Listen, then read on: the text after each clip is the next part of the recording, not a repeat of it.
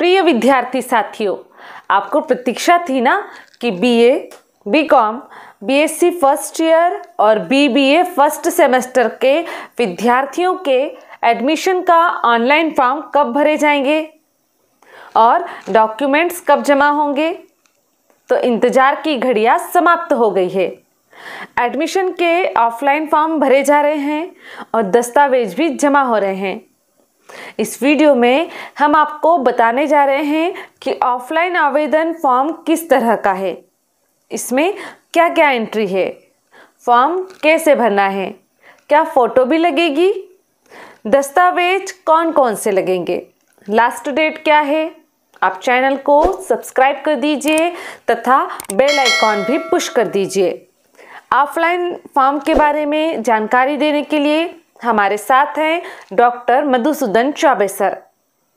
Sir, कृपया हमारे दर्शकों को जानकारी दीजिए। आप सभी को नमस्ते। यह वीडियो मध्य प्रदेश के सभी शासकीय एवं निजी महाविद्यालय जहां पर बीए, बीकॉम, बीएससी, बीएचएससी, बीबीए जैसे पाठ्यक्रम संचालित होते हैं के लिए उपयोगी रहेगा। विद्यार्थी साथियों, अभी ऑफलाइन दस्तावेज जमा होना शुरू हो गया है, तो इस बाबत हम आपको सभी महत्वपूर्ण बातें बताने जा रहे हैं।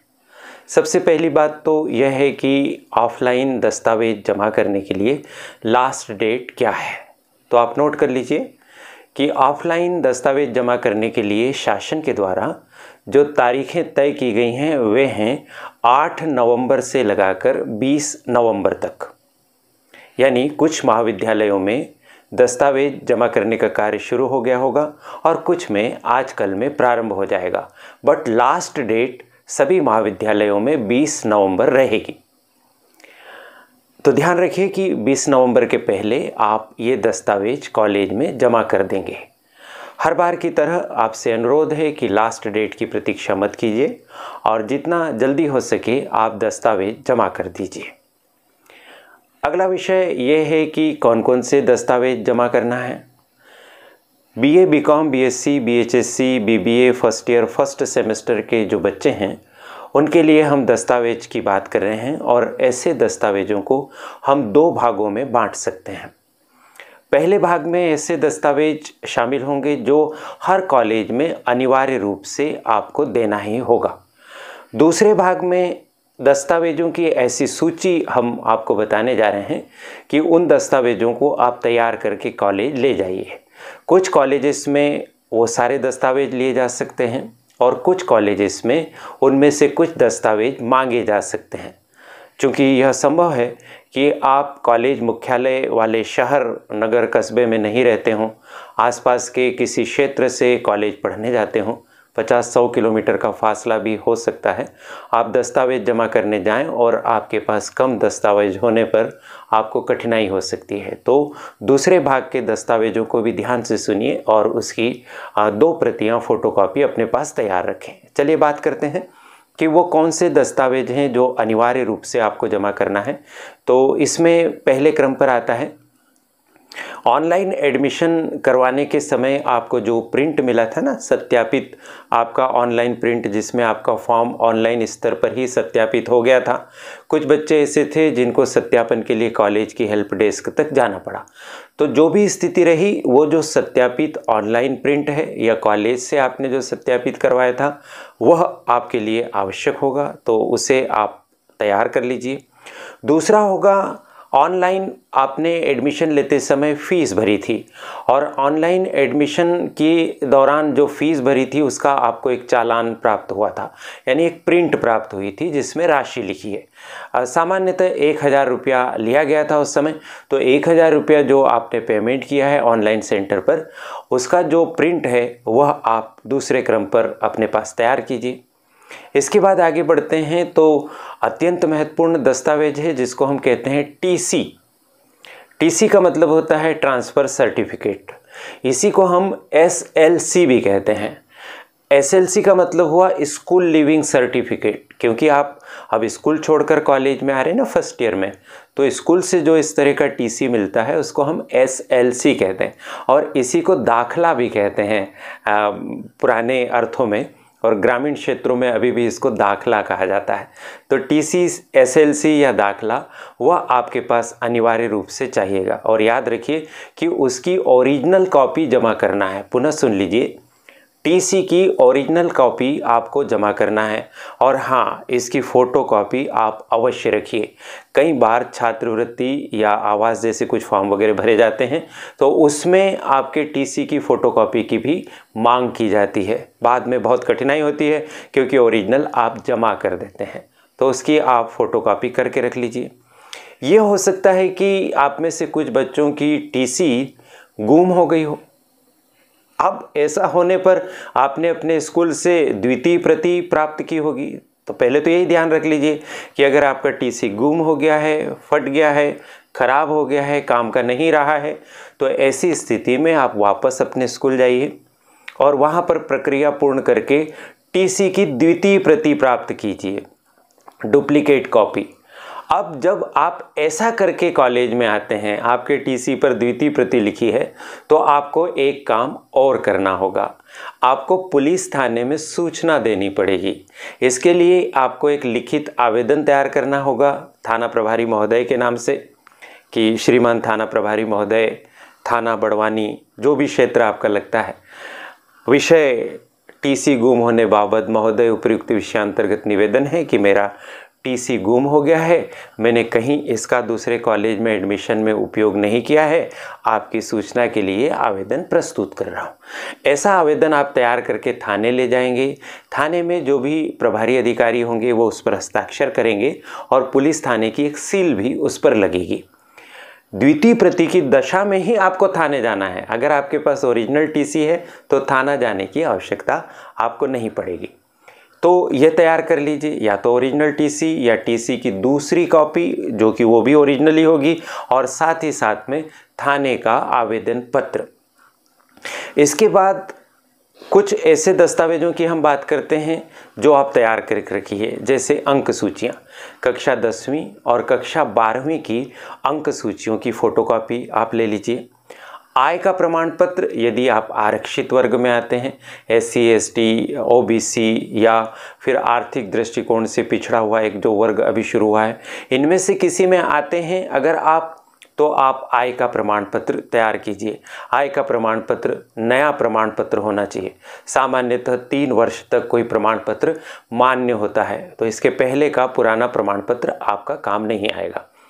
जाति का प्रमाण पत्र, स्थायी जाति प्रमाण पत्र इसको कहते हैं, यह भी SC ST और OBC के बच्चों के लिए विशेष आवश्यक हो सकता है, तो यह आप तैयार कर लीजिए।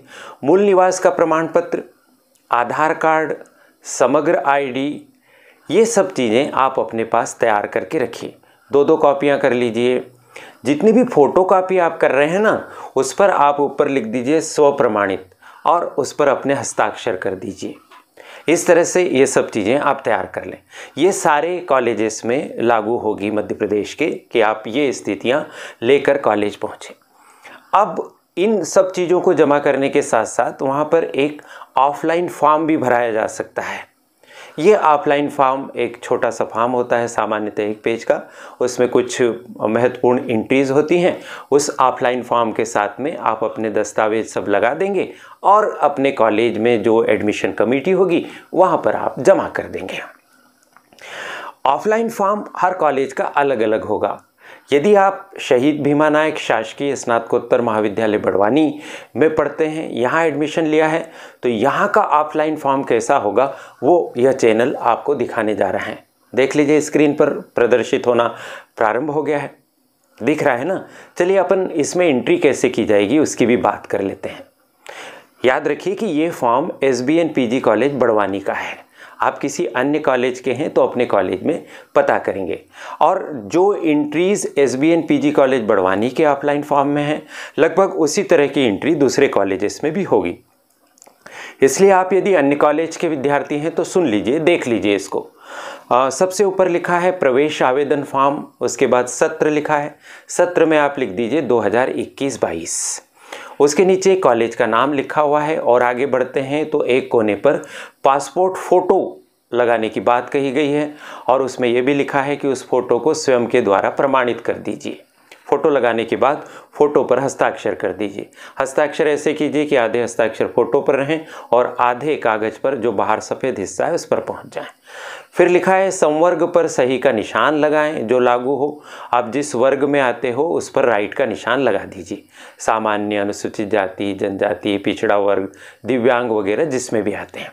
इसके अलावा हिंदू, मुस्लिम, सिख, ईसाई, बौद्ध, जैन आदि वाला भी यहाँ पर एंट्री दी हुई है। तो इसमें से भी जिसमें आप आते हैं उस पर आप टिक लगा दीजिए। यदि आप बौद्ध हैं तो बौद्ध पर टिक लगा दीजिए, हिंदू हैं हिंदू पर, मुस्लिम है मुस्लिम पर। अगर आपके पिताजी या कोई स्वतंत्रता सेनानी आपके रहे, उनके परिजन हैं और उसका कुछ आपको बेनिफिट मिल रहा है तो उसको भी टिक लगा दीजिए। इधर कक्षा में आप फर्स्ट ईयर की जिस भी कक्षा में, जैसे बीए फर्स्ट ईयर हो तो बीए लिखिए, बीकॉम हो तो बीकॉम, बीएससी हो तो बीएससी लिखिए। बीबीए की दशा में आप फर्स्ट ईयर न लिखकर बीबीए फर्स्ट सेमेस्टर लिखिए, क्योंकि बीबीए में सेमेस्टर सिस्टम चलता है। उसके नीचे मोबाइल नंबर लिख दीजिए, फिर व्हाट्सएप नंबर, अगर दोनों एक हैं तो एक जैसे लिख दीजिए, मोबाइल अलग है व्हाट्सएप नंबर अलग है तो अलग अलग लिख दीजिए। ईमेल आईडी आप यूनिक ईमेल आईडी लिखिए, यानी वह ईमेल आईडी जो आप स्वयं चलाते हैं, जिसके माध्यम से आप स्वयं कार्य करते हैं, उस ईमेल आईडी को लिखिए। नीचे गत परीक्षा का विवरण आपको लिखना है। तो आप फर्स्ट ईयर के विद्यार्थी हैं इस समय, तो इसमें आप 2 परीक्षाओं का विवरण लिख दीजिए, 10वीं और 12वीं का। ये जो वर्ष, सेमेस्टर, अनुक्रमांक, प्राप्तांक, पूर्णांक, प्रतिशत वाले कॉलम है ना, तो यहाँ सेमेस्टर तो आप पर लागू नहीं होता है क्योंकि आप तो स्कूल से आए हैं। तो यहाँ सेमेस्टर की जगह आप कक्षा कर दीजिए। अब मान लीजिए 10वीं कक्षा आपने 2019 में पास की है तो वर्ष 2019 लिख दीजिए। सेमेस्टर में आप लिख दीजिए, सेमेस्टर की जगह जो कक्षा आपने लिखा है वहाँ 10वीं लिख दीजिए। फिर उसके नीचे दूसरे कॉलम में आप 2021 लिख के 12वीं लिख दीजिए। उनके अनुक्रमांक यानी रोल नंबर, जो रोल नंबर है वो लिख दीजिए, प्राप्तांक कितने थे, पूर्णांक कितने थे, प्रतिशत कितना था, ये लिख दीजिए। 2 कॉलम में काम हो जाएगा। तीसरा कॉलम आपका खाली रह जाएगा, वहाँ पर डैश डैश डैश लगा दीजिए। नीचे बढ़ते हैं तो उसमें लिखा है कि उत्तीर्ण कक्षाओं की अंक सूचियों की प्रमाणित छाया प्रति अनिवार्यतः संलग्न हो। तो अभी अपनी बात हो ही गई है, छाया प्रति आपके पास है ही। और प्रमाणित का मतलब होता है स्वयं के द्वारा प्रमाणित करके लगा दीजिए। स्वयं के द्वारा प्रमाणित कैसे करते हैं, बहुत सिंपल है। आप लिख दीजिए स्वयं के द्वारा प्रमाणित और उसके नीचे अपनी साइन कर दीजिए, साइन के नीचे अपना नाम लिख दीजिए। यह हो गया स्वयं के द्वारा प्रमाणित। अटेस्टेड जिसको अपन कहते हैं वो हो गया सेल्फ अटेस्टेड। नीचे पहुंचते हैं तो जन्म तिथि लिख दीजिए अंकों में और उसके पश्चात शब्दों में। आवेदक का पूरा नाम हिंदी में, आवेदक का पूरा नाम अंग्रेजी में। जब भी किसी तरह का फॉर्म भरा जाता है और इंग्लिश में लिखने की बात होती है तो हमेशा कैपिटल लेटर, जिसको अपन पहली लिपि कहते हैं, उसमें आपको लिखना है। तो कैपिटल लेटर में अपना नाम लिख दीजिए, सुवाच्य अक्षरों में।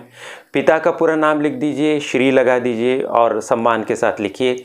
व्यवसाय, वो जो भी काम करते हैं, नौकरी करते हैं तो नौकरी, कृषि करते हैं तो कृषि, व्यापार करते हैं तो व्यापार। फिर माता जी का पूरा नाम लिख दीजिए और अच्छे से लिखिए, श्रीमती ऐसे आप शुरू करिए।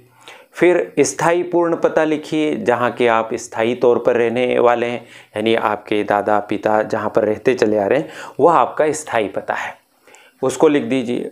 स्थानीय पूर्ण पता, यदि आप पढ़ने के लिए कहीं पर गए हैं, इंदौर या बड़वानी वगैरह, और अब यहाँ पर रह रहे हैं और स्थानीय पता आपका पढ़ने के दौरान यहाँ का रहेगा, तो अभी आप जहाँ पर भी स्थानीय तौर पर रह रहे हैं वो लिख दीजिए।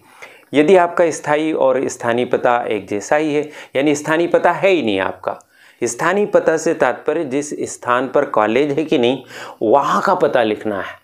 तो चूंकि अभी आप यहाँ रह रहे हैं तो आप यहाँ का पता लिखिए, यहाँ नहीं रह रहे हैं तो आप वहाँ लिख दीजिए निरंक, कि कोई स्थानीय पता है ही नहीं भाई, मैं तो वहीं से आता हूँ कॉलेज पढ़ने के लिए, ऐसा इसका मतलब होगा। अंतिम संस्था का नाम जहाँ पर आपने अध्ययन किया है, तो जिस स्कूल में आप पढ़े हैं ना उस स्कूल का नाम यहाँ पर लिखना है। मान लीजिए आप उत्कृष्ट विद्यालय पाटी में पढ़े हैं तो आप लिख देंगे उत्कृष्ट विद्यालय पाटी। क्या अध्ययन में अंतराल या गैप रहा है? क्या आपने 12वीं कक्षा इसी साल पास की है? यदि इसी साल पास की है तो यहाँ पर लिख देंगे नहीं। और यदि आपने 12वीं कक्षा एक आध साल पहले पास की है, इस बीच में आप नीट वगैरह की तैयारी करने चले गए या चार्टर्ड अकाउंटेंट बनने के लिए एंट्रेंस टेस्ट आदि की तैयारी करने चले गए और 12वीं के बाद आपने एक आध साल गैप दिया, कोई पढ़ाई नहीं की, कहीं एडमिशन नहीं लिया, तो ऐसी स्थिति में आपने जिस वर्ष भी गैप रखा है या जिन वर्षों में गैप रखा है वो वर्ष लिख दीजिए। ठीक है, फिर उसके बाद कारण बता दीजिए कि भाई नीट की तैयारी कर रहे थे या और व्यक्तिगत कारण कुछ भी हो सकता है। और यदि आपका गैप नहीं रहा है तो निरंक निरंक लिख दीजिए। निरंक का मतलब होता है कि कुछ भी हम यहाँ पर जानकारी नहीं दे रहे हैं। अगर आपने गैप लिया है तो फिर आपका एक काम और बढ़ जाएगा, आपको शपथ पत्र देना होगा, जिसको गैप सर्टिफिकेट भी अपन कहते हैं। ये गैप सर्टिफिकेट बच्चों कोर्ट से बनेगा, तो आपको अगर गैप रहा है तो, है ना, वरना टेंशन नहीं लेना। गैप नहीं रहा है तो कोई बात नहीं, गैप रहा है तो आप कोर्ट जाएंगे, वहाँ पर आप पता कर लेंगे कि कौन गैप सर्टिफिकेट बना रहे हैं, उनके पास जाकर उनका जो भी शुल्क वगैरह है टाइपिंग आदि का, वो शुल्क देने के बाद वहाँ से आप गैप सर्टिफिकेट लाएंगे। ये गैप सर्टिफिकेट भी ओरिजिनल जमा करना पड़ता है, इसलिए इसकी भी आप फोटोकॉपी अपने पास करके रख लीजिए अपने लिए। इस तरह से ये फॉर्म पूरा भर गया है। अब पीजी कॉलेज बड़वानी में इस फॉर्म के साथ आपको एक कार्ड भी दिया जाएगा, उस कार्ड को आपको भरना रहेगा। उस कार्ड में क्या क्या एंट्री है वो भी आप देख लीजिए, अपनी स्क्रीन पर पहले देख लीजिए, प्रदर्शित होना प्रारंभ हो गया। तो इस कार्ड के दो भाग हैं। सबसे पहले सत्र लिखा है 2021-22, विद्यार्थी का नाम, पिता का नाम, कक्षा, स्वीकृत विषय।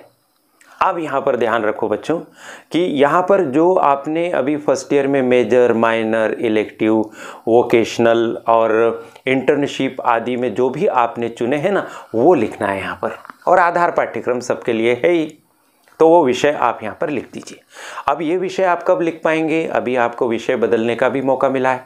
आपने वीडियो देख लिया ना, इस चैनल पर एक वीडियो है, नहीं देखा है तो उसकी लिंक हम यहाँ पर देने वाले हैं इसके डिस्क्रिप्शन बॉक्स में, उसको देख लीजिए तो अच्छे से समझ में आ जाएगा कि विषय परिवर्तन की क्या स्थितियाँ हैं। ठीक है, ये आप लिख दीजिए। दूसरे भाग में पहुँचेंगे तो वहाँ पर आपसे जाति वर्ग पूछा गया है, अजा, अजजा, ओबीसी, सामान्य आदि। साथ ही उसमें मेधावी और असंगठित वाले दो कॉलम भी होंगे। यदि आप मेधावी विद्यार्थी का लाभ ले रहे हैं, उसमें आते हैं, उसको टिक लगा दीजिए। प्रथम किश्त, द्वितीय किश्त, ये फीस की बात है, दिख रहा है ना आपको। अब आपके लिए ये खुशखबरी हो सकती है कि आप में से कुछ बच्चों की फ़ीस लगेगी ही नहीं। अब एक बार लग गई ऑनलाइन, लेकिन कुछ बच्चों की फ़ीस लगेगी। किसकी फ़ीस लगेगी, किसकी फ़ीस नहीं लगेगी, जानना चाहते हैं ना? तो इसके लिए आप एक अगले वीडियो की प्रतीक्षा कीजिए। वह video SBN PG college Barwani के विद्यार्थियों के लिए रहेगा, जिसमें हम आपको बताने जा रहे हैं कि BA BCom BSc के किन बच्चों की अब फीस नहीं लगेगी। और ये भी हो सकता है कि कुछ बच्चों को फीस कुछ मिले वापस, क्योंकि कुछ बच्चे ऑलरेडी ज़्यादा फीस जमा कर चुके हैं। है ना मज़े की बात? आज मुझे एक विद्यार्थी ऐसा मिला जिसने आकर मुझे कहा कि मैंने मेरे पापा से 3000 रुपये लिए फ़ीस भरने के लिए, क्योंकि अंजड़ कॉलेज के MA के कोर्स में इतनी फ़ीस लग रही है। तो सर यहाँ कितनी लगेगी? तो मैंने कहा कि यहाँ तो तुम्हें एक भी पैसा नहीं लगेगा और पैसा वापस मिलेगा। वो बहुत खुश हुआ। मैंने उससे कहा कि अब पैसे जो पापा से लिए वापस लौटा देना मुझे, तो उसने हाँ ही कहा। तो आप ध्यान रखिए कि यदि आपके पिताजी की, परिवार की वित्तीय स्थिति ठीक नहीं है तो पता कर लीजिएगा पहले कि आपको वास्तव में फ़ीस लग भी रही है कि नहीं, और नहीं लग रही है तो कृपया उन्हें परेशान न करें और उन पर अनावश्यक आर्थिक बोझ न डालें। अगला वीडियो हो सकता है कि कल ही आपको प्राप्त हो जाएगा। चलिए, अब इसके बाद विद्यार्थी द्वारा ऑनलाइन शुल्क जमा कराया जाएगा, ये तो हो गया पहले। अब ऑफलाइन वाली बात है, तो अगर आप उस क्राइटेरिया में आएंगे तो शुल्क जमा होगा, अन्यथा शुल्क नहीं जमा होगा। फिर इस पर साइन हो जाएंगे, संयोजक के, प्रवेश समिति के साइन हो जाएंगे। इस तरह से ये कार्ड भी तैयार हो जाएगा। ये सब कंप्लीट हो गया। जिनको फीस नहीं भरना है उनके तो बढ़िया काम हो गए। जिनको फीस भरना है उनके फीस जमा करने के लिए कॉलेज में ही व्यवस्था की गई है। जब आप ऑफलाइन फॉर्म लेकर कॉलेज पहुंचेंगे ना, तो वहाँ पर आपको अलग अलग समितियाँ बनी हुई मिलेंगी, अलग अलग कमरे में, अलग अलग कक्षा के लिए, जैसे BA के लिए अलग, BCom के लिए अलग, BSc के लिए अलग। आप पता कर लीजिए और वहाँ पर पहुँचकर सबसे पहले तो ये ऑफलाइन फॉर्म आपको वहीं से मिलेगा। इसका वहाँ पर पैसा नहीं देना है। इस पर लिखा है मूल्य 10 रुपये, लेकिन पैसा आपको नहीं देना है। ये चालान के साथ जमा हो जाएगा, इसकी टेंशन नहीं लेना। फॉर्म ले लिया, कार्ड ले लिया, आपने सब भर दिया, कंप्लीट डॉक्यूमेंट इसके साथ लगा दिए। फिर आप वापस प्रवेश समिति के पास पहुँचे। प्रवेश समिति जांच कर लेगी कि आपको फ़ीस लगेगी या नहीं। अगर वो कहती है फ़ीस लगेगी तो आपको फ़ीस कैसे जमा करना है। फ़ीस जमा करने की व्यवस्था कॉलेज में ही की गई है। कॉलेज में फ़ीस के लिए पिछली तरफ 2 काउंटर बने हुए हैं, जहां पर बैंक के अधिकारी कर्मचारी और कॉलेज का सहायक स्टाफ बैठा हुआ रहेगा। वो आपको एक चालान देगा और फ़ीस भरी जाएगी वहीं पर। लंबी लंबी कतारें लग सकती हैं। कोविड-19 के संक्रमण से बचाव के उपायों को ध्यान में रखते हुए मास्क आदि पहनकर आप वहां पर खड़े हों और अपनी फ़ीस भरने की व्यवस्था करें। और जिनकी फ़ीस नहीं लग रही है उनकी तो बात ही अलग है, उनके लिए कोई चिंता की बात नहीं है। मुझे मालूम है कि आपकी जिज्ञासा हो गई कि किन की फ़ीस नहीं लगेगी। जल्दी आपको वीडियो दे रहे हैं। तो इस तरह से ये महत्वपूर्ण जानकारी जो आपके साथ साझा करने का मुझे अवसर मिला, इसके लिए मैं करियर एडवाइस चैनल की संचालिका, परिश्रमी कार्यकर्ता प्रीति गुलवानिया जी के प्रति आभार व्यक्त करता हूं और आपको बहुत बहुत शुभकामनाएं देता हूं। बहुत बहुत धन्यवाद सर। विद्यार्थी साथियों, आप ऑफलाइन फॉर्म के बारे में जान गए हैं। यदि आपको यह वीडियो उपयोगी लगा है तो अपने साथियों के साथ इसे शेयर कीजिए, ताकि हमारे प्रयास से अधिकतम युवा लाभ प्राप्त कर सकें। उच्च शिक्षा और करियर से संबंधित ऐसी ही जानकारी वाले उपयोगी वीडियोस प्रतिदिन प्राप्त करने के लिए आप चैनल को सब्सक्राइब कर दीजिए, बेल आइकॉन भी पुश कर दीजिए। बेहतर कल के लिए आज ही जुड़िए इस YouTube चैनल से। हमारी मेहनत बनेगी आपकी सफलता का आधार। Best of luck.